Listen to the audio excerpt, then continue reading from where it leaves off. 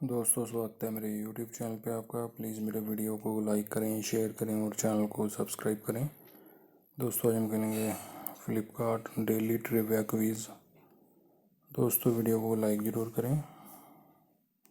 पहले का आंसर दोस्तों ये तीसरे वाला है अशोक कुमार। दूसरे का आंसर दोस्तों ये पहले वाला है आमिर खान। तीसरे का आंसर दोस्तों ये पहले वाला है हॉवर्ड।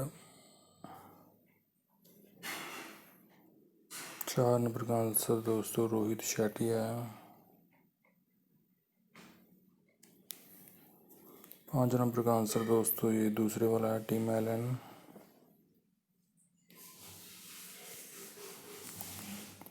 दोस्तों वीडियो को लाइक करें, शेयर करें और चैनल को सब्सक्राइब करें। Thanks for watching.